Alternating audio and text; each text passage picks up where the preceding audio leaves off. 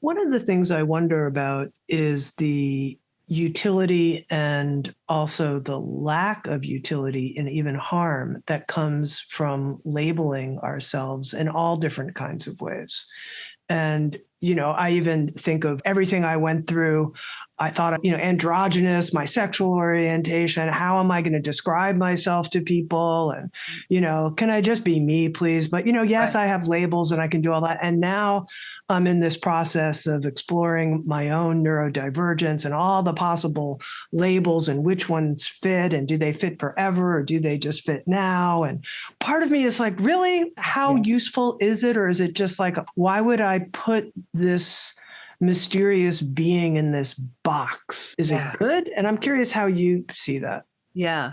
It's a great question. And I wondered that too. I mean, I think over the years there was something a little nagging where I was like, I wonder if I'm autistic. And then it'd be like, well, who cares now, right? So that night that I heard that voice and I just went, oh, I'm meant to go down this path and learn about this. Look, labels can stifle us and box us in, and they can also set us free. I look at it like, and this is probably my autistic wiring, I'm like, oh, there's certain sets of behavior and ways of seeing that somebody with my wiring has. So it's really helpful for me to learn about that and learn about all the ways that I see things differently or might need something differently than the next person. I mean, I just remember years ago when somebody gave me the label codependent. And I was like, oh, do I really want to take on another label? And then I just looked at it like, hey, there are these sets of behaviors that come with being codependent. I don't really identify as a codependent, but I'm going to look at these behaviors and the kind of wiring that I have and let it be useful. It's more knowledge, right? It's, if we're a seeker of truth, why not learn what's true about us? And of course, many things can be true at once. You're not a neurodivergent person. And at the same time, you are like you're more than that. And also, there might be some limitations and some unique ways that you move through the world because of it. And so we can then start to embrace like, well, what are the gifts of this? And what about it is a disability so that I can care for myself better? Hey, some people later in life, they've already kind of figured that out. So I think it's going to be individual. It's going to be unique for everybody.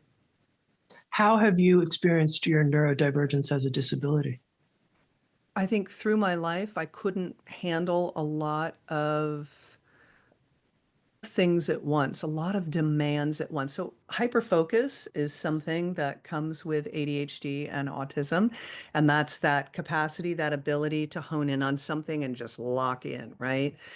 And it's wonderful. It can be a great gift, and I'm sure symphonies have been created from hyperfocus and companies and whatnot.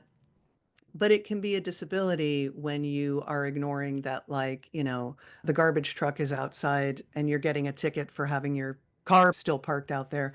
So there was always this feeling in my life like there was too much going on because of the complex way I process. I can see several truths at once. You know, I would often just become unable to move forward in my life at various times.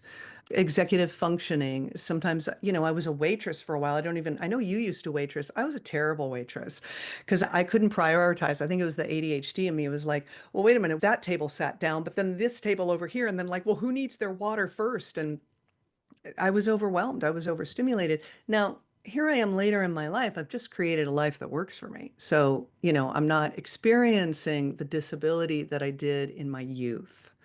So I do want to make it clear too that there are people there are different levels to autism. So I'm considered level one Asperger's, which we don't use anymore. And there's level two and there's level three. And, some people don't like the levels. It's just about support needs.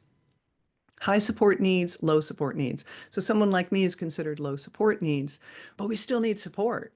I work with an ADHD coach and she's great. She just keeps me focused, keeps me on track. I check in with her every week because otherwise especially after opening up to, I really have time blindness. So it's been helpful to be able to say, okay, I need a little more support. And so I'm going to get it.